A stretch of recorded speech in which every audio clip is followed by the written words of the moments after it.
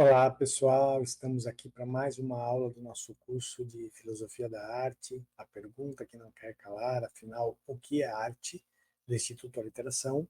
E essa aula de hoje é a nossa quinta aula do curso, a segunda aula do módulo 2. Lembrando que esse módulo 2 é aquele onde nós estamos vendo, analisando as ideias de arte de outras epistemologias, que não a epistemologia dominante, né, que é aquela de herança europeia.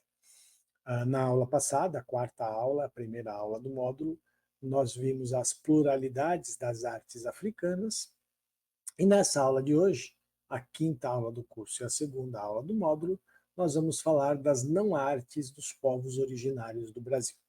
E tem nesse título aqui que eu dei para a aula, dois conceitos que eu quero já começar a esmiuçar, para já demarcar algumas questões que vão ser trabalhadas durante a aula.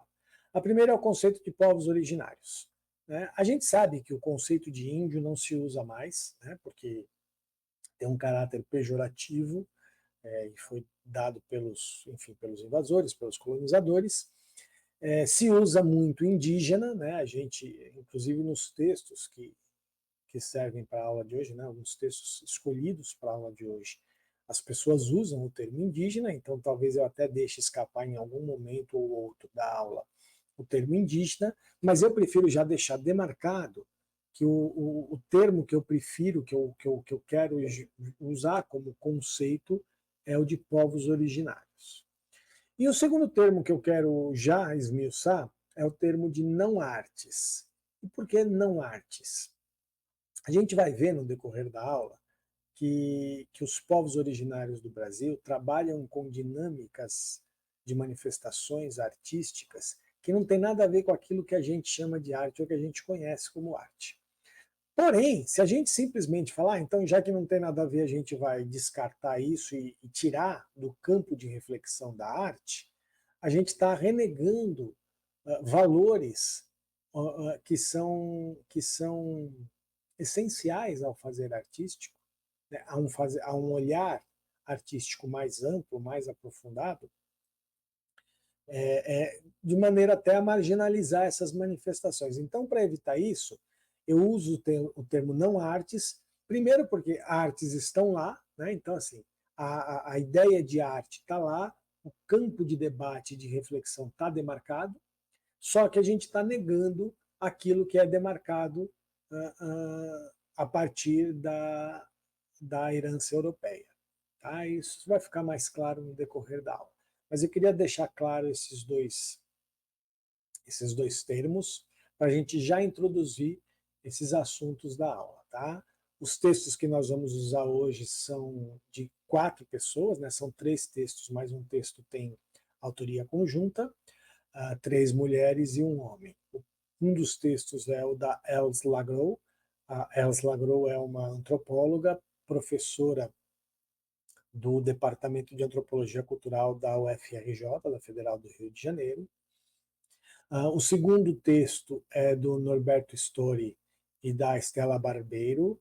O Norberto Stori é professor livre-docente do Instituto de Artes da Universidade Estadual Paulista, da Unesp.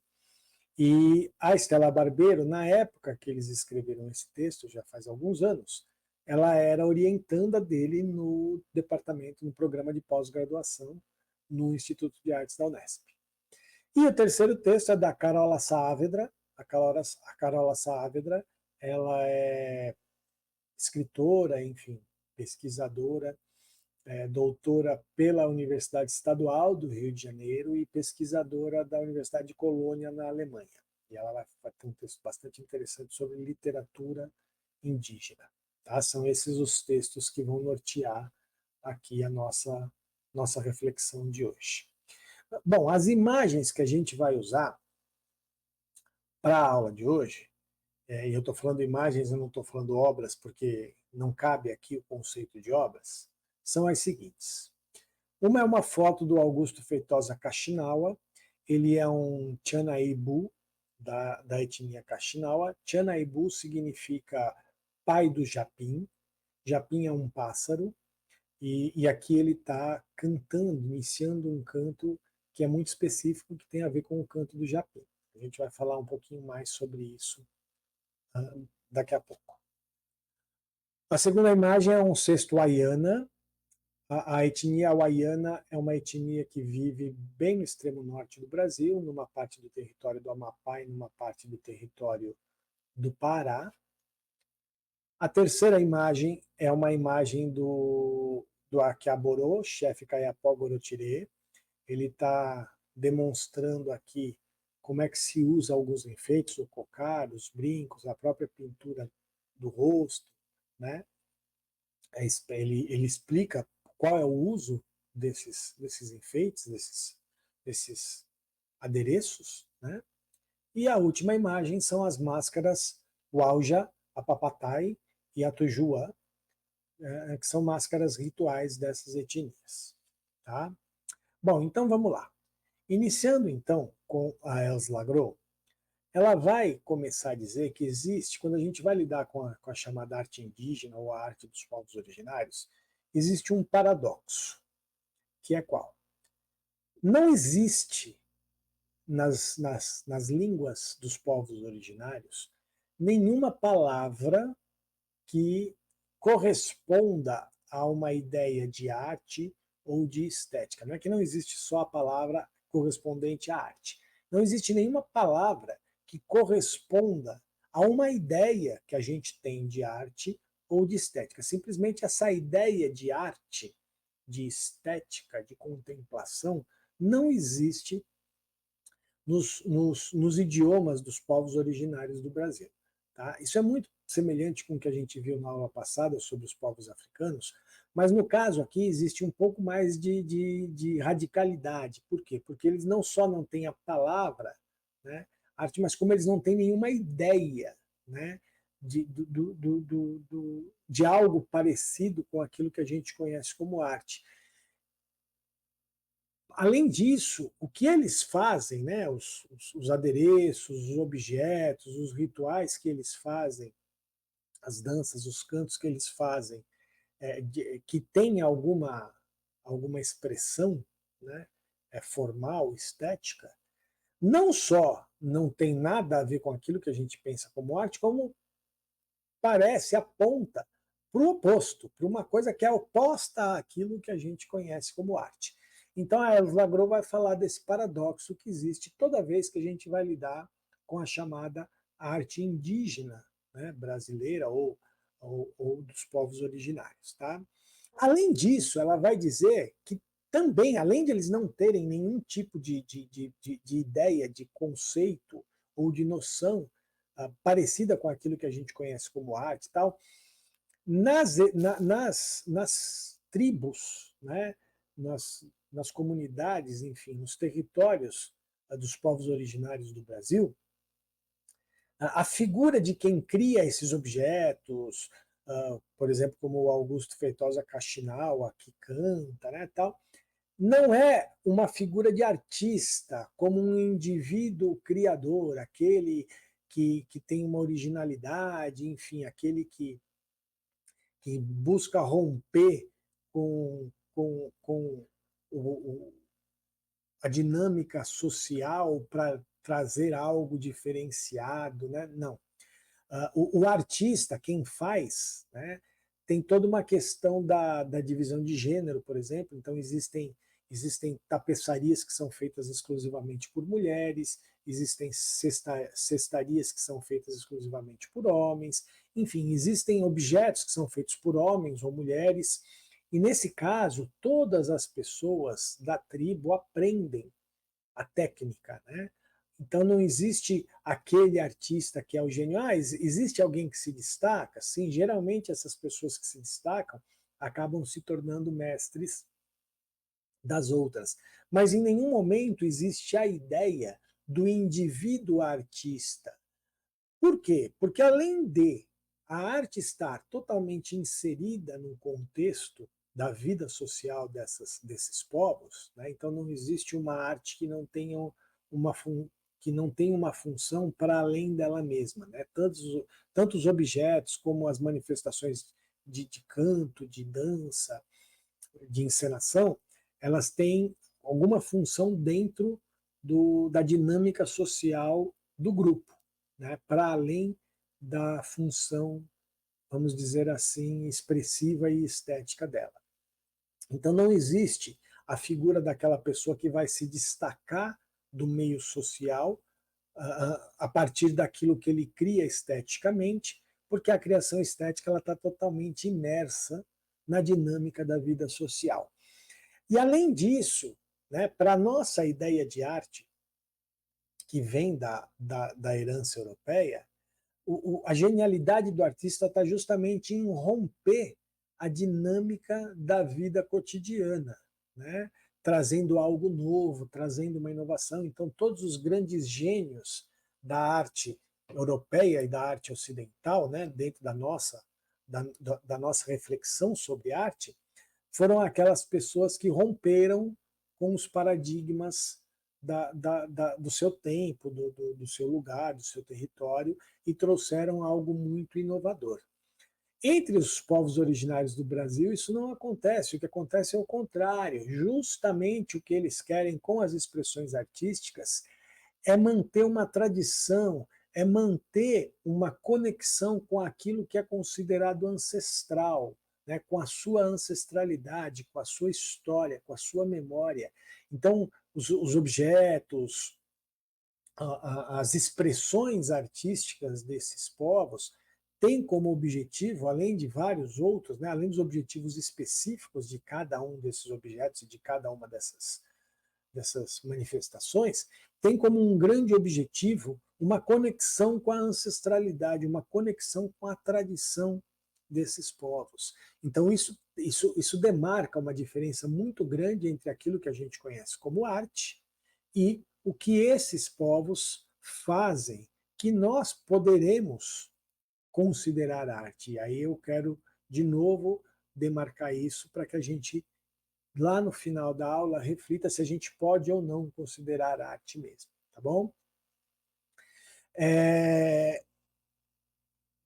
Para esses povos, a ideia de arte é uma ideia de diálogo, né? Quer dizer, essa preservação da conexão com a ancestralidade e tudo mais tem a ver com uma espécie de diálogo que se quer fazer com os entes não humanos da tradição desses povos, né? Então, assim,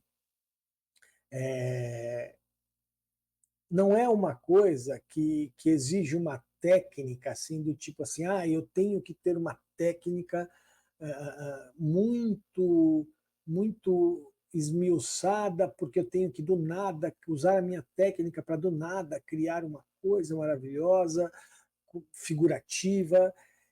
Tem um aspecto figurativo, tem uma técnica apurada, mas não é uma técnica que tem como objetivo uma criação que venha do nada. Essa criação ela está ligada a algo que já existia. Então, só para exemplificar, só para exemplificar, no texto da Alice Lagro, ela vai falar de um jovem, né, que pediram para ele desenhar uma cobra, né, uma cobra específica lá que é tradição, a grande cobra que é da criação, enfim, tudo mais.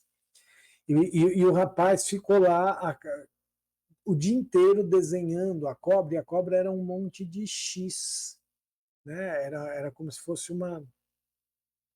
uma sucessão da letra X. E é uma técnica muito simples, né? É só fazer um xizinho um do lado do outro, um do lado do outro, um do lado do outro. E ele ficou o dia inteiro fazendo isso. E aí, quando foi perguntado a ele por que ele ficou o dia inteiro fazendo isso, ele falou o seguinte, que ele tinha que fazer a coisa direito, no tempo certo, porque senão a cobra vinha matá-lo. Então eles tinham uma ideia de que as expressões simbólicas elas tinham tamanha conexão com os entes não humanos e com as tradições tal, que a vida deles dependia disso. Então ele ficou lá o dia inteiro fazendo para fazer o melhor possível, e apesar da simplicidade técnica, existia um uma, uma beleza estética, né? Existia uma expressão estética muito bem elaborada. Né? Então, não é porque a técnica é simples que não existe beleza. Existe beleza, mas ela, nos povos originários, essas expressões artísticas dos povos originários, elas não precisam representar nada além dela. Então fazem um cesto, desenham uma cobra, quer dizer, ele não está desenhando a cobra porque a cobra é símbolo de alguma coisa. A cobra é a cobra. Né? Então, assim, a representação é a simbolização da cobra. E aquela estética, ela tem uma função dentro do grupo social que tem a ver com a própria vida. Então, de novo, se ele não desenhasse a cobra do jeito certinho, o melhor possível, a cobra viria matá-lo.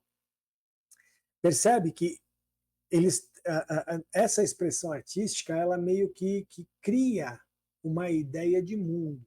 Né? Tem um outro trecho do texto da Erzla onde ela vai falar das tapeçarias dos Cadwell, né? E eles falam isso, quer dizer, eles colocam na tapeçaria não uma representação da dinâmica da aldeia, por exemplo, mas eles colocam na tapeçaria uma expressão simbólica de uma possível dinâmica desejada por eles, mas que não existe na realidade, mas é uma dinâmica que acaba por afetar a realidade. Então, a relação entre as expressões estéticas ou as expressões artísticas e a realidade é de tal forma grande que faz com que ela fabrique, que ela interfira, né, essas expressões artísticas interferem no mundo real, fazem uma conexão com as tradições e fabricam, criam um outro mundo, uma outra, um outro mundo para além desse. Porém, nenhum desses objetos perde a sua função básica. Né? A tapeçaria não deixa de ser uma tapeçaria. Ela é uma tapeçaria, ela não é feita para ser exposta, não, ela é uma tapeçaria. O cesto é feito como um cesto. A máscara é feita como máscara, para um ritual. Enfim, não existe, é tudo muito efêmero, né? É tudo muito, porque tem a ver com aquele momento, com aquela experiência, com aquela situação da vida da tribo. Então não existe o objeto arte, né? A obra de arte como um objeto permanente, como um objeto perene, aquele que vai para além daquela própria situação, daquela própria dinâmica da vida. Tá? Por quê? Porque não existe uma diferença entre aquilo que a gente chama de arte e aquilo que a gente chama de artesanato ou de artefato. Né? O artefato e a arte se confundem. A função cotidiana e a função estética se misturam nessas dinâmicas das artes dos povos originários. Então vamos lá. O Kaxinawa, né, o Augusto Feitosa Kaxinawa, como eu disse, ele é um Tianaibu, que é o pai do Japim. Na etnia Kaxinawa existe a Tiana Aimbu Ibu, que é a mãe do Japim, que é uma mulher, e o Tiana Ibu, que é o pai do Japim, que é um homem. Tanto as mulheres quanto os homens, né, eles praticam o canto e as mulheres praticam a tecelagem a partir da ideia do pássaro japim. O pássaro japim é um pássaro que existe na floresta, né, que existe nas matas aí, que é um pássaro que ele tece um ninho com coisas alongadas e ele tem um canto, ele é o que consegue imitar o maior número de cantos dos outros pássaros e dos outros animais. Então, entrar em conexão com o canto deste pássaro, né, que é o que o Augusto Feitosa está fazendo, faz com que você tenha um certo controle sobre determinados elementos da natureza. Né? Por isso que os homens aprendem o canto e as mulheres aprendem o canto e aprendem a tecelagem. Então, como vocês podem ver, tem aquela coisa da relação com o não humano, nesse caso, um pássaro, que é um pássaro mítico até para essa etnia, por conta dessa capacidade que ele tem de imitar os outros animais e tudo mais. Tem a sua função social, porque isso é um canto de iniciação de determinados rituais dentro da aldeia, e tem a sua função utilitária, né? Porque essas tapeçarias, essas tecelagens são usadas no dia a dia da aldeia. Então é muito interessante ver isso. Do mesmo jeito, esse cesto Wayana, né? Como eu disse, a etnia Wayana é uma etnia que vive lá no extremo norte do Brasil, no Amapá e no Pará. E esse cesto, por exemplo, com motivo de águia, né? Você pode ver que é uma águia meio estilizada, né? E tudo mais. Águia não, gavião, né? Um gavião estilizado e tudo mais. Quando eles vão compor esses textos, né? Não esse que tem esse motivo de gavião, mas outros cestos, né? Primeiro, é um cesto. É um cesto, ele tem a sua função utilitária de ser recipiente para alguma coisa, para comida, para qualquer coisa assim. Mas ele é feito de forma a conectar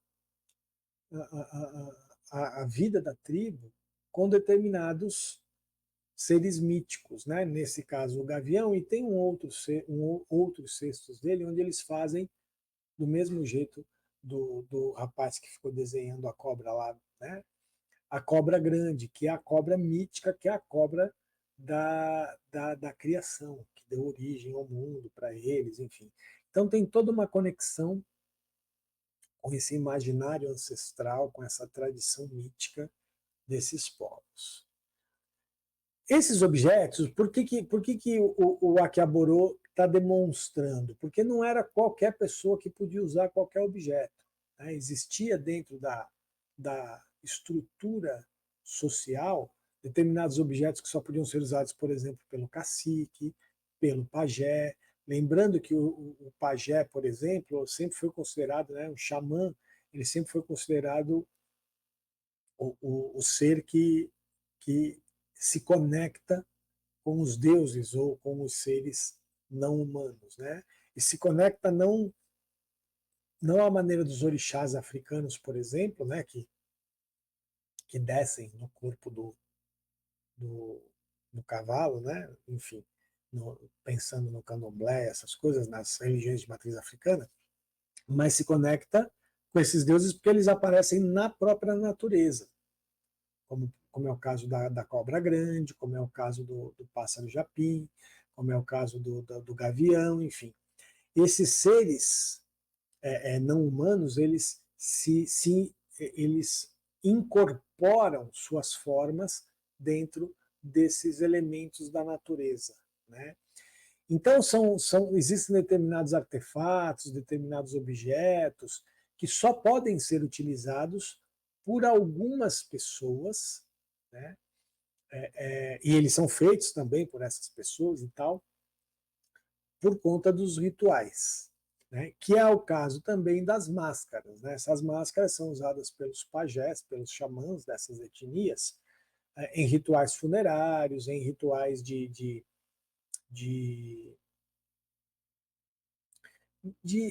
de conexão com o mundo mítico. Tá? A gente pode ver que todos eles têm uma estética, todos os objetos são objetos bonitos, né? Mas eles não estão ali para serem contemplados como objetos bonitos.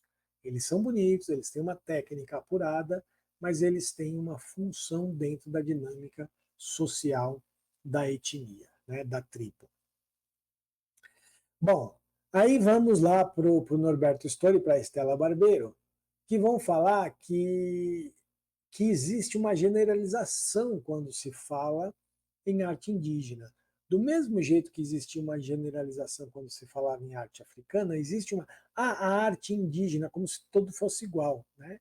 E existem isso, do mesmo jeito que lá existem aqui especificidades para cada etnia, né? Por isso que, inclusive, eu selecionei imagens de etnias diferentes. Então, o canto do pássaro japi, dos Kaxinawa, é deles.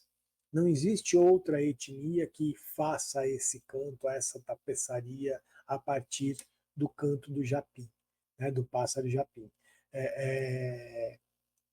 Do mesmo jeito, a tecelagem dos Cadiuel, que busca lá o desejo, né, uma estrutura social desejada, não tem a mesma estética nem a mesma função da tapeçaria, por exemplo, do povo Wayana.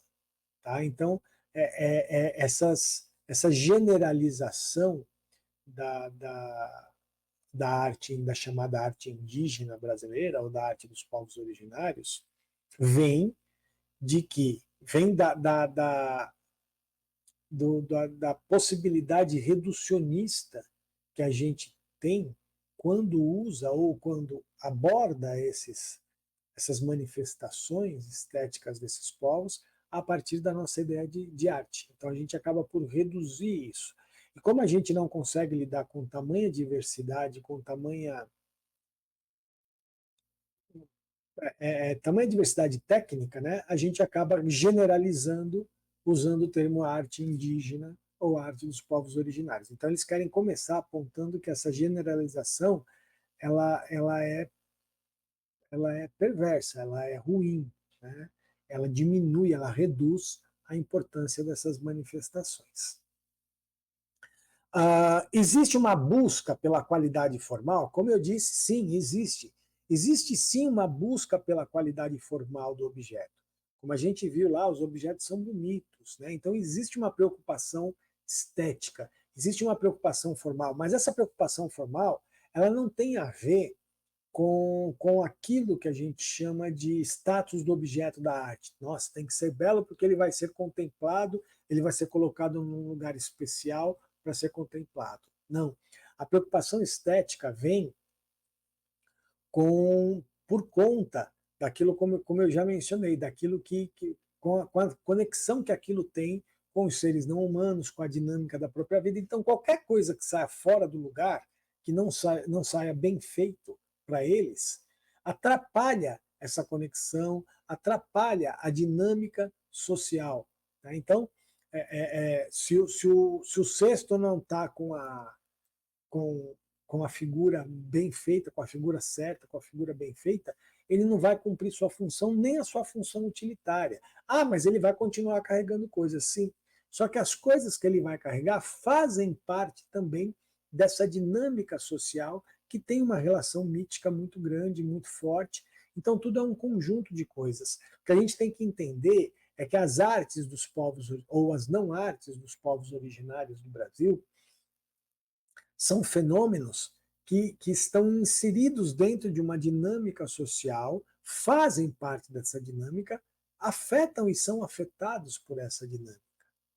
Então, então em nenhum momento existe essa coisa vamos criar este objeto para ser contemplado, para ser preservado enquanto objeto estético, enquanto obra de arte, para serem contemplados, admirados, enfim. Porque não existe como não existe a ideia de arte, e a gente vai pensar que a nossa ideia de arte já está bastante distorcida, né? Não existe o objeto que tenha um valor em si.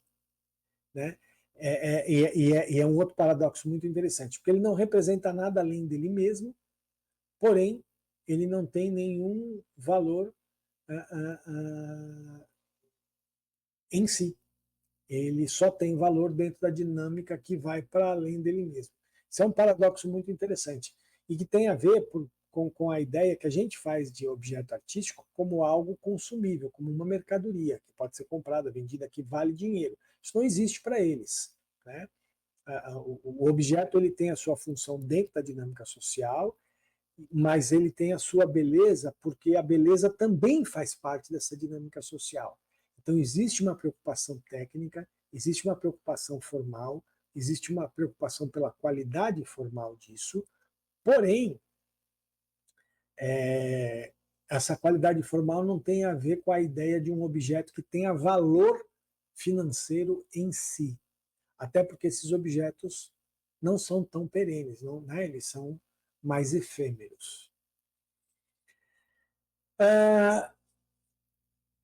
E aí, gente, tem uma coisa que eles chamam a atenção no texto deles, que é, ok, muito bem, a arte indígena, uma arte que tem conexão com o mítico, uma arte que a gente pode considerar primitiva, apesar de eu não gostar também desse termo, uma arte que tem toda essa relação com a dinâmica social, uma arte que não se diferencia do artefato, os objetos são utilitários e tudo mais. Isso significa que a gente vai abordar então essas artes indígenas como algo primitivo, como algo que não evolui, como algo que está lá ligado à tradição e que não tem nenhum tipo de evolução. E eles vão dizer que não, que os indígenas brasileiros, que os povos originários do Brasil, são tão diversos. Tem aqueles que nunca tiveram contato, né? Existem etnias que não tiveram contato com outras pessoas nunca, né? E estão lá protegidos, mantendo lá as coisas dele que a gente nem conhece tanto, ou não conhece nada, né? Mas existem os povos que, as etnias que têm contato com a gente, por exemplo, né? Que vivem em cidades ou que vivem em aldeias que recebem pessoas, né? Recebem pessoas como nós, por exemplo, tudo mais. E essas etnias, elas evoluem. Então, existe, por exemplo, no texto da Estela Barbeiro e do Norberto, uma passagem onde eles demonstram o seguinte, não, veja, o, o, antes eles faziam determinados artefatos com, sei lá, dentes de macaco. Hoje em dia eles não fazem mais com dentes de macaco, porque eles entendem a necessidade da preservação e tal. Eles já entendiam antes, mas antes a dinâmica tradicional deles era uma, não é que eles destruíam a natureza para fazer com dente de macaco, né? Porque eles nunca destruíram. Porém, hoje eles entendem melhor e entendem que existe possibilidades de eles fazerem esses mesmos objetos com outros materiais que não sejam dente de macaco, né? Naturais ainda, resinas naturais, coisas naturais que imitam a textura e a dureza, né? A estrutura, a rigidez do dente do macaco, mas eles não precisam matar o macaco por causa disso. Tá? Então, então eles também evoluem. Então, a ideia de que o fato dos povos originários manterem suas tradições, as manifestações artísticas estarem ligadas às tradições, daria a essas manifestações artísticas um caráter primitivo, isso também é uma coisa meio preconceituosa, né? Porque esses povos eles evoluem sim, né? Eles são povos contemporâneos, eles não são povos primitivos, eles não têm uma visão primitiva da vida, eles têm uma visão diferente da vida. As manifestações estéticas deles não são primitivas, as manifestações estéticas deles são diferentes das nossas, né? Então a gente tem que tirar esse caráter evolucionista que a gente quer dar quando a gente atribui, por exemplo, aos povos originários uma característica primitiva, né? Um primitivismo que não existe. Existe sim uma relação de tradição, uma relação mítica, mas isso passou longe de ser primitivo, porque a nossa ideia de civilização, de progresso, é uma ideia torta, né? Eu, eu, eu me recordo, só para contar uma historinha, mas eu recordo de uma ocasião em que eu tive que atravessar São Paulo, por exemplo, de carro, e eu demorei, sei lá, 4 horas para fazer um trajeto que talvez eu fizesse em 1 hora, né, por conta de trânsito e tudo mais. E aí eu pensei comigo naquela ocasião, é isso que a gente chama de progresso? É isso que a gente chama de avanço tecnológico, de evolução? Se é isso, eu não quero. Poluição, trânsito, estresse, barulho, né? Eu não quero. Então é isso, essa ideia de que os povos originários são primitivos nas suas manifestações, é bobagem. Eles evoluem, eles fazem com outros, evoluem do ponto de vista de material, de técnicas, porém eles não abandonam os princípios de conexão com a tradição, conexão com a vida cotidiana, o utilitarismo, enfim, tudo aquilo que a gente já falou, né? Então, de novo, e a gente vê que o canto ele é acompanhado de uma pintura facial, né? E aqui a gente tem um exemplo, né? Augusto Feitosa Caxinal. Ele está vestido com uma camisa, né? Essa ideia de que índio tem que andar pelado, de que índio que anda de camisa não é mais índio, essas idiotices, né? Não, os indígenas eles evoluem, os povos originários eles têm contato com outras culturas e essas culturas se atravessam. O que não pode é o que aconteceu no Brasil, que é a tentativa de apagamento total dessas culturas e a imposição de uma epistemologia e de um modo de viver que vem dos europeus e que não tem nada a ver com o modo de viver desses povos originários. Mas aqui a gente vê o Augusto Feitosa Caxinal está lá com a sua camisa, mas ele está com a pintura facial e a gente vê o cuidado estético dessa pintura facial, iniciando então o seu canto do Japim, né? Mesma coisa esse cesto é lindíssimo, ele tem uma beleza muito grande, mas ele não foi feito para que as pessoas ficassem, nossa, que lindo, que maravilhoso, eu quero um cesto desse. Ele foi feito para ser um cesto, e ele carrega na sua estética toda a história da tradição, né? Então, a estética e a tradição não estão desvinculadas.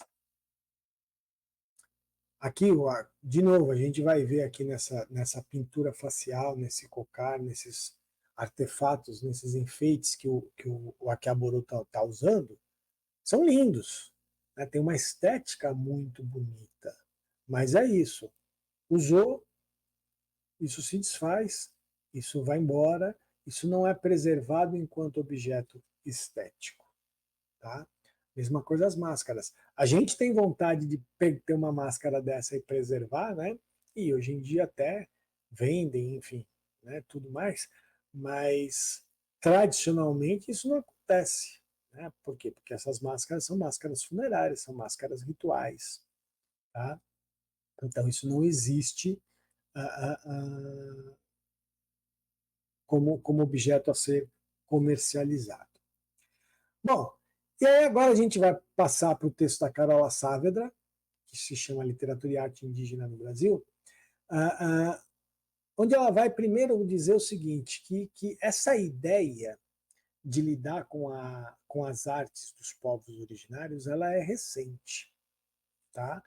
Até pouco tempo atrás, ela está falando aqui da década de 90, tudo que era feito pelos indígenas estava relegado ao folclore ou ao artesanato, né? E no caso da literatura, como esses povos são povos de uma tradição oral, não existia literatura indígena, né?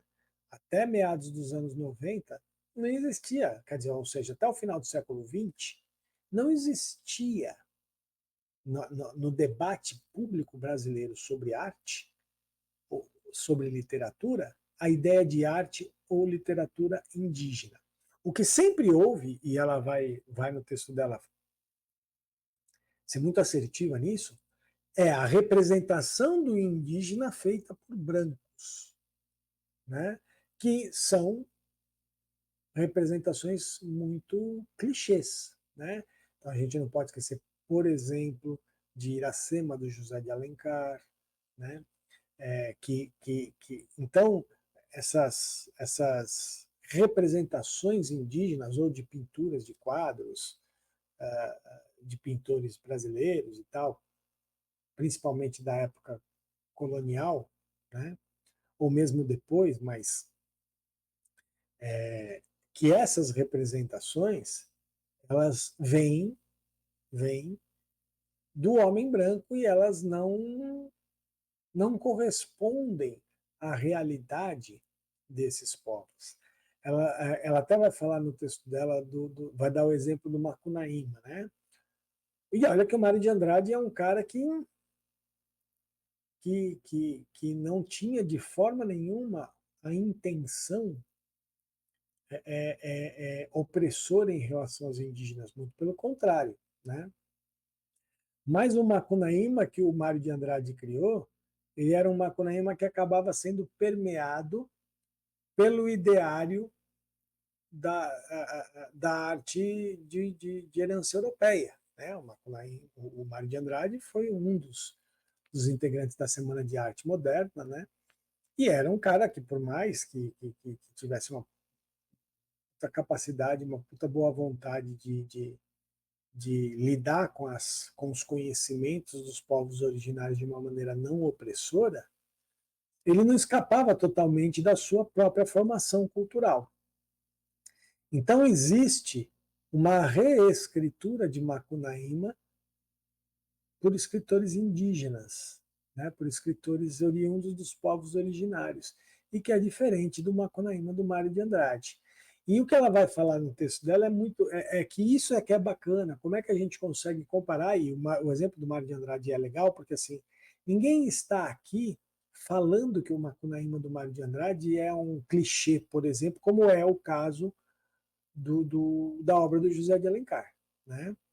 Lá era clichê. No Mário de Andrade não é clichê, né? Mas é muito bacana a gente poder comparar o Macunaíma de um homem branco, como o Mário de Andrade, e o Macunaíma escrito por autores oriundos dos próprios povos originários. Então essa diferença é que é muito bacana. Só que isso tudo é muito novo. Né? Como ela diz, até meados da década de 90, ou seja, até o final do século passado, não existia nem arte e nem literatura indígena. Tudo estava relegado ao folclore, ao artesanato, ao exótico, àquilo que a gente olha, que bacana, nossa, tá, mas não nos pertence, né? Como se aquilo não nos pertencesse. E a literatura indígena, assim como toda a arte, ela também tem um caráter utilitário. Lembra que eu falei que todas as manifestações estéticas dos povos originários, elas mantêm o seu caráter utilitário, a sua função e a sua utilidade dentro de alguma dinâmica da vida social daquela tribo, daquela etnia. Com a literatura não é diferente, só que no caso da literatura, e no texto da Carola Saavedra aparece muito o Ailton Krenak, né, que é um grande intelectual indígena, né, tem como objetivo, ou como o caráter utilitário, por exemplo, da literatura indígena, é usar a literatura é um instrumento de luta, é um instrumento de resistência, é um instrumento de conexão com as suas tradições, mas não com aquele caráter primitivo, mas com um caráter de resistência, de luta, de estamos aqui e vamos continuar existindo. Eu me lembro de uma ocasião em que nós estávamos debatendo numa conferência de cultura aqui na minha cidade, em que nós estávamos debatendo questões e tal, e o gestor da cultura à época, né, o gestor público, né, da Secretaria de Cultura, o secretário de Cultura à época, chegou para determinadas lideranças indígenas daqui, da minha cidade. Eu moro numa cidade grande, né, eu moro em Guarulhos, mas a gente tem etnias indígenas aqui. Chegou para determinadas lideranças dessas etnias indígenas e falou assim: nós vamos criar aqui um memorial do indígena aqui em Guarulhos, não sei o quê. E esses líderes falaram: não, para que memorial? Nós estamos vivos.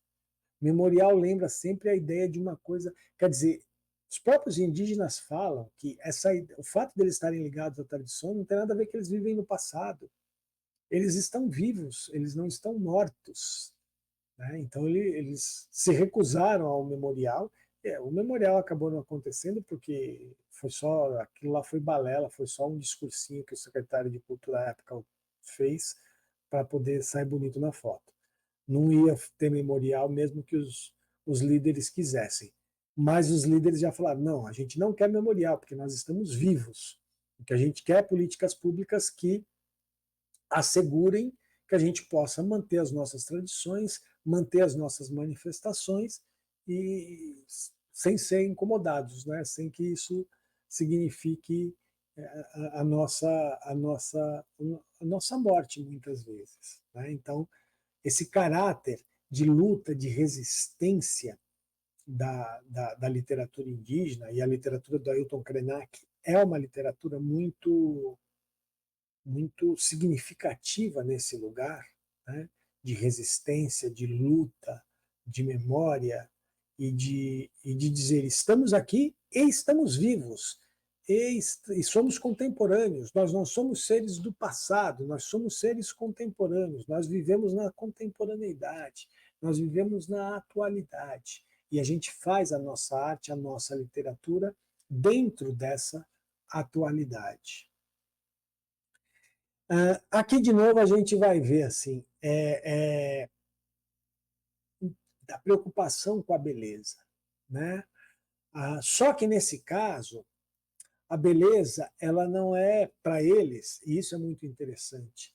Ela não é algo a ser aprisionado pelo objeto artístico, né? Então a gente tem uma ideia de beleza né, a nossa estética pressupõe uma ideia de beleza que é aprisionada por determinado objeto. Então, eu sou um grande artista, eu vou lá, pinto um quadro ou escrevo uma obra literária, e lá eu consigo aprisionar, né, a beleza. A beleza está contida ali naquela obra literária, naquele quadro.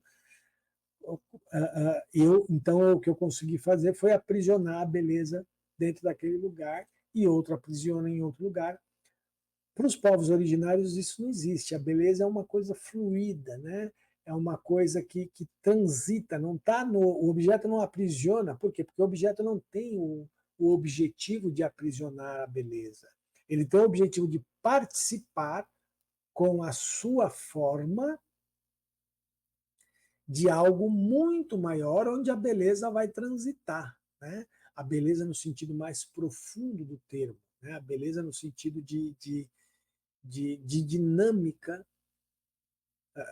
de conexão com, com a natureza, com as tradições, com o mítico e com o real, com as funções. Né?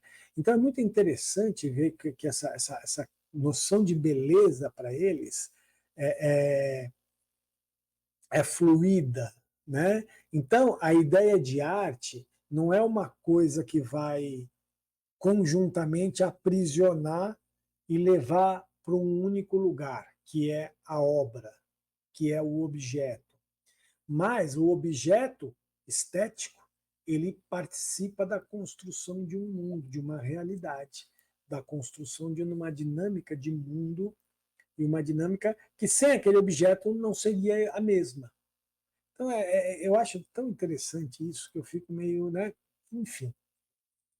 Com isso, o que ela vai dizer é o seguinte: então, que a gente precisa, e passou da hora já, né, da gente transformar a nossa ideia, o nosso conceito de arte.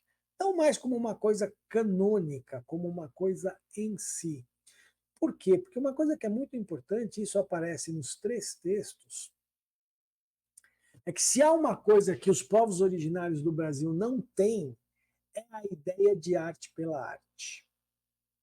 E a ideia de arte pela arte sempre foi muito forte no pensamento artístico herdado da Europa. Né? Por isso que os objetos artísticos são coisas em si mesmadas. Mesmo quando a arte contemporânea, e a arte contemporânea fez e faz isso, de não, mas a arte, não existe arte pela arte, nós vamos tratar da arte como uma coisa política, enfim. Mesmo assim, acaba se tornando uma coisa em si mesmada, o objeto artístico acaba tendo uma existência própria. Mesmo que é uma existência própria, não, mas uma existência apartada da realidade. Mesmo que ele sirva para refletir sobre a realidade, O objeto em si, né, acaba tendo uma existência apartada da realidade. E a Carol Saavedra vai dizer, não, então o que a gente tem que fazer? A gente tem que mudar a nossa ideia, a nossa concepção de arte e colocar uma visão mais fluida, né, onde não existe a separação entre arte e vida, corpo e espírito, ser humano e natureza, enfim, onde tudo esteja conectado. Porque aí a arte vai ser, na verdade, uma representação estética, uma forma estética que vai participar disso, não é que vai representar isso. Porque é isso, quer dizer, o caráter figurativo da arte indígena não é um caráter representacional, é um caráter expressivo, mas não representacional, porque ele não representa uma realidade. O objeto não representa uma realidade. O objeto faz parte de uma realidade que sem ele não existiria. Né? Então é muito. Ah, ele só está inserido na realidade, então qualquer coisa que tiver lá substitui. Não. Sem aquele objeto específico, aquela realidade não existiria. Mas ele não representa algo para além daquela realidade. Então, eu já falei desse paradoxo, né? Mas é isso. O objeto ele não é em si mesmado, porém ele não representa nada, porque ele está inserido em uma realidade específica da qual ele faz parte.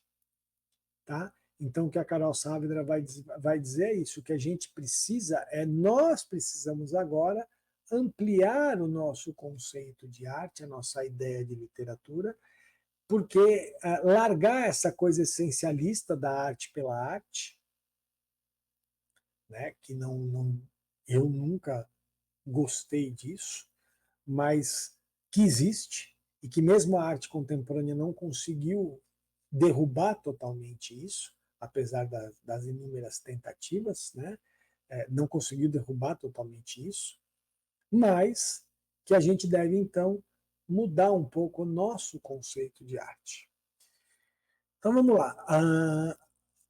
De novo, Augusto Feitosa, né? Eu acho que a gente não precisa dizer o quanto tudo isso está ligado às coisas que a gente fala, né? Esse canto do Kaxinawa, ele é um canto de existência, de força, de resistência, né? A essas tradições, enfim. Então tudo isso demonstra o quanto é, é importante esse caráter de luta que as manifestações artísticas dos povos originários traz. E aí, gente, para a gente tentar refletir aqui, para finalizar a aula, vamos pensar o seguinte. Então, eles têm essas manifestações estéticas, artísticas, que estão totalmente conectadas com as dinâmicas do cotidiano do grupo. Porém, são dinâmicas que são muito específicas e que dependem desses objetos e da estética desses objetos para existirem. Então, esses objetos eles não representam a dinâmica, eles fazem parte da própria dinâmica. Então, pegando aqueles 3 princípios que a gente está trazendo em todas as aulas, né, representação, sentimento e forma, vamos pegar então para fechar cada um desses 3. A gente consegue perceber que a representação não existe, né? Na visão de arte dos povos originários, não existe a ideia de representação, de algo que substitui algo que está no lugar. Ah, mas o gavião está lá representado, o gavião não está lá. Nos objetos existe a expressão estética que figura determinadas entes, determinados seres. Né? Então está lá ó, desenho do gavião, desenho da cobra. Porém, isso não é uma representação do gavião, uma representação da cobra, é uma manifestação da qual o gavião faz parte, porque sem aquela figura do gavião, aquela dinâmica não seria a mesma. Sem a figura da cobra, aquela dinâmica seria diferente. Então, a ideia de representação, como aquilo que vai substituir, não existe. Então, as artes, as não artes dos povos originários, e é por isso que eu também estou chamando de não artes, porque se a nossa ideia de arte está baseada em representação, sentimento e forma, um deles já não existe. Né? Não existe a ideia de representação. Existe uma expressão estética que está inserida dentro de uma dinâmica social. Sentimento. O sentimento também lida de uma. Eles também lidam com a questão do sentimento de uma maneira diferente. Não existe um sentimento individual. Existe uma intencionalidade que está ligada às tradições, que está ligada à conexão com o mundo mítico, a conexão com as memórias. Então, existe uma intencionalidade.